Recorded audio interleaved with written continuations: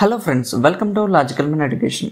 So ఈరోజు వివిధ news పేపర్స్లో వచ్చిన ఇంపార్టెంట్ విద్యా విషయక అంశాలు ఏవైతే ఉన్నాయో వాటి గురించి మనం చూద్దాం. సో మొట్టమొదటిగా డిఎస్సి స్పోర్ట్స్ కేటగిరీపై స్పష్టతనివ్వాలి అని చెప్పేసి అయితే మనం కూడా చూస్తున్నాం. సో ఎవరైతే స్పోర్ట్స్ కేటగిరీలో డిఎస్సికి అప్లై చేసుకున్న వాళ్ళు ఉంటారో వాళ్ళందరూ కూడా ధ్రువపత్రాలు అప్లోడ్ చేయమని చెప్పేసి అయితే మనం ప్రీవియస్గా మాట్లాడుకున్నాం. దానికి సంబంధించి డిఎస్సి స్పోర్ట్స్ కేటగిరీ ధ్రువపత్రాలపై విద్యాశాఖ స్పష్టత ఇవ్వాలని తెలంగాణ రాష్ట్ర బిఎడ్ అభ్యర్థుల సంఘం డిమాండ్ చేశారు. అభ్యర్థులు ఆందోళనలో ఉన్నారని గురువారం ఒక ప్రకటనలో తెలిపారు. ఫామ్ 1, ఫామ్ 2 ధ్రువపత్రాలను అప్లోడ్ చేయాలని విద్యాశాఖ వెల్లడించిందని పేర్కొన్నారు. కానీ ఫామ్ 3, ఫామ్ 4 కేటగిరీ క్రీడల గురించి విద్యాశాఖ ప్రకటించలేదని తెలిపారు. రాష్ట్రంలో వేలాది మంది అభ్యర్థులు రాష్ట్ర జోనల్ క్రీడల్లో పాల్గొని మెరిట్ ధ్రువపత్రాలు కలిగి ఉన్నారని వివరించారు. కానీ వాటి గురించి విద్యాశాఖ ప్రకటించలేదని పేర్కొన్నారు. జాతీయ అంతర్జాతీయ క్రీడల్లో పాల్గొన్న అభ్యర్థుల గురించి ప్రస్తావించారని తెలిపారు. తెలంగాణ స్పోర్ట్స్ అథారిటీ ఉత్తర్వుల ప్రకారం రాష్ట్ర క్రీడల్లో పాల్గొన్న వారి ధ్రువపత్రాలు కూడా రిజర్వేషన్ ఉంటుందని పేర్కొన్నారు. దాని ప్రకారం ఫామ్ 3 ఉన్న వారికి అవకాశం కల్పించాలని కోరారు. క్రీడా పోస్టుల్లో బ్యాక్లాగ్ లేకుండా చూడాలని సూచించారు. సో స్పోర్ట్స్ కేటగిరీ వారు ఎవరైతే ఉన్నారో వాళ్ళు ఫామ్ 1, ఫామ్ 2 అంటే ఓన్లీ నేషనల్ ఇంటర్నేషనల్ లెవెల్లో పాల్గొన్న వారికి మాత్రమే అవకాశం ఇచ్చారు. సో ఫామ్ 3, ఫామ్ 4 వాళ్ళకు కూడా అవకాశం ఇవ్వాలని చెప్పేసి అయితే ఈ న్యూస్ ఆర్టికల్లో మనం చూస్తున్నాం. నెక్స్ట్ గ్రూప్ 1కి సంబంధించి గ్రూప్ 1 రిజర్వేషన్లు ఏ విధంగా తీసుకోవాలి అనే దాని గురించి సర్వీస్ కమిషన్కు ప్రభుత్వానికి హైకోర్టు నోటీసులు అయితే ఇవ్వడం జరిగింది. పోస్టుల భర్తీ వ్యవహారంలో రిజర్వేషన్లు నిబంధనల ప్రకారం అమలు చేయకపోవడంపై టీజీపీఎస్సీకి ప్రభుత్వానికి గురువారం హైకోర్టు నోటీసులు జారీ చేసింది. పూర్తి వివరాలతో కౌంటర్లు దాఖలు చేయాలని ఆదేశిస్తూ సెప్టెంబర్ 27వ తేదీకి వాయిదా వేసింది. గ్రూప్ 1 పోస్టుల భర్తీకి సంబంధించిన జీవో 55కు సవరణ తీసుకొస్తూ జారీ చేసిన జీవో 29ని సవాలు చేస్తూ సికింద్రాబాద్కు చెందిన ఎం హనుమాన్ అనే ముగ్గురు హైకోర్టులో పిటిషన్ దాఖలు చేశారు. జస్టిస్ కె శరత్ గురువారం విచారణ చేపట్టారు. పిటిషనర్ తరపు న్యాయవాది వాదనలు వినిపిస్తూ గ్రూప్ 1 మెయిన్స్కి 1:50 నిష్పత్తిలో అభ్యర్థుల ఎంపికకు సంబంధించి రూల్ ఆఫ్ రిజర్వేషన్ పాటించలేదని ఆరోపించారు. టీజీపీఎస్సీ 563 పోస్టులకు నోటిఫికేషన్ జారీ చేసిందని, జనరల్ పోస్టులు 209, ఈడబ్ల్యూఎస్ 49 వివిధ కేటగిరీలకు సంబంధించిన పోస్టుల్లో ఉన్నాయని వివరించారు. ప్రతి కేటగిరీలో 1:50 నిష్పత్తిలో అభ్యర్థులు ఎంపిక చేయడంలో టీజీపీఎస్సీ నిబంధనలు పాటించలేదని తెలిపారు. ఇది సుప్రీంకోర్టు తీర్పులకు విరుద్ధమని వాదించారు. ప్రభుత్వం తీసుకొచ్చిన సవరణ జీవో 29ని రద్దు చేయాలని కోరారు. వాదనలో విన్న న్యాయమూర్తి ప్రభుత్వానికి పబ్లిక్ సర్వీస్ కమిషన్కు నోటీసులు జారీ చేశారు.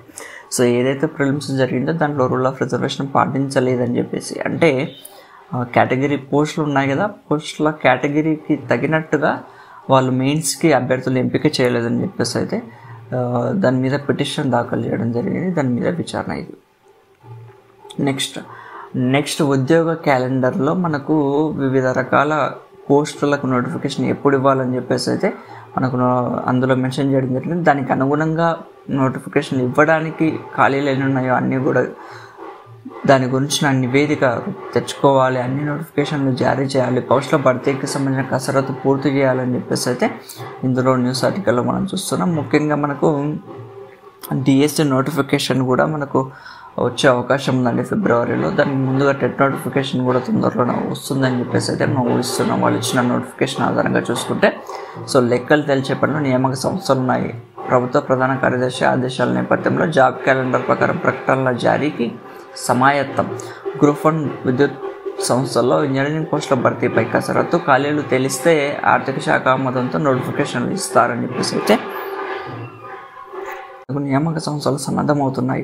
ఈ ఏడాది వివిధ ప్రభుత్వ శాఖల్లో గ్రూప్ 1 ఉద్యోగాల భర్తీతో పాటు విద్యుత్ సంస్థల పరిధిలో ఏఈ సబ్ ఇంజనీరింగ్ పోస్టులు, గెస్టెడ్ కేటగిరీ ఇంజనీరింగ్ సర్వీసుల ఉద్యోగాల భర్తీకి సంబంధిత నియామక సంస్థల నోటిఫికేషన్లు ఇవ్వాల్సి ఉంది. ఈ నేపథ్యంలో సిఎస్ శాంతికుమారి రాష్ట్రంలోని అన్ని ఉద్యోగ నియామక సంస్థల చైర్మన్లు, కార్యదర్శుల సభ్యులతో గత వారం ప్రత్యేక సమావేశాన్ని నిర్వహించారు. ఉద్యోగ నియామకాలకు ఏర్పాట్లు చేసుకోవాలని ఆదేశించారు. వీలైనంత వేగంగా గ్రూప్ 1 ఖాళీలతో పాటు ఇంజనీరింగ్ ఉద్యోగ ఖాళీలు తేల్చి వివరాలు ఆర్థిక శాఖకు సమర్పించాలని ఆదేశించారు.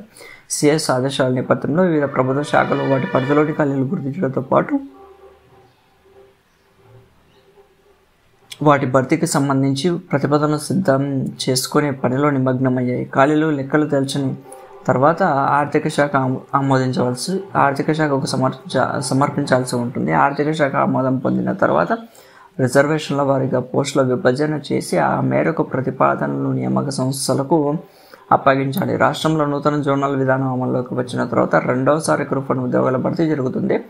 విద్యుత్ సంస్థల్లో కొన్ని ఇంజనీరింగ్ ఉద్యోగాల భర్తీ రెండవసారి, కొన్నిటి భర్తీ మూడోసారి జరుగుతున్నట్టు సమాచారం. క్యాలెండర్ ప్రకారం ప్రకటనలు తెలంగాణ ట్రాన్స్కో SCPDCL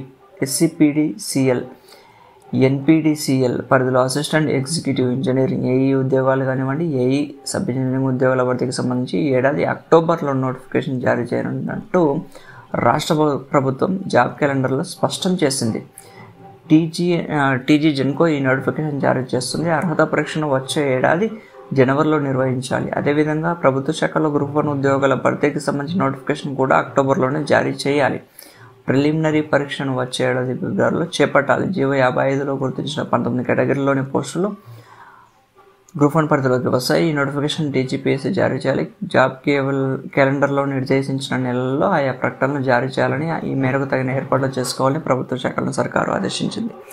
సో దీనికి అనుగుణంగా ఏదైతే షెడ్యూల్ ఉందో దానికి అనుగుణంగా మనకు ఉద్యోగ భర్తీ నోటిఫికేషన్లు ఇవ్వాలని చెప్పేసి అయితే సిఎస్ ఆదేశించినట్టు. సో సిఎస్ ఆదేశిస్తే ఖచ్చితంగా దానికి తగినట్టుగా చర్యలు అయితే తీసుకోవడం జరుగుతుంది.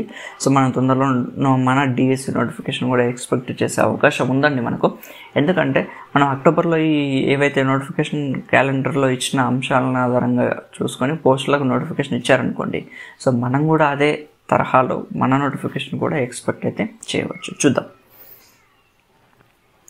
సో సేమ్ ఇంతకుముందు మనం చూస్తుంటే గ్రూప్ 1 పోస్టులో రిజర్వేషన్ అమలుపై వివరణ ఇవ్వండి అని చెప్పేసి అయితే న్యూస్ని మనం చూస్తున్నాం. సో ఇది మనకు వివిధ న్యూస్ పేపర్స్లో వచ్చిన ఉద్యోగ భర్తీలకు సంబంధించిన వివిధ రకాల అంశాలకు సంబంధించిన ఇంపార్టెంట్ అప్డేట్స్. ఎవరైతే ఛానల్ను చూస్తున్నారో కొత్తగా, సో ఛానల్ అయితే ఖచ్చితంగా సపోర్ట్ చేయండి. సో మీరు సబ్స్క్రైబ్ చేసుకొని మీరు కూడా మా ఛానల్ని సపోర్ట్ చేయండి. Thank you friends.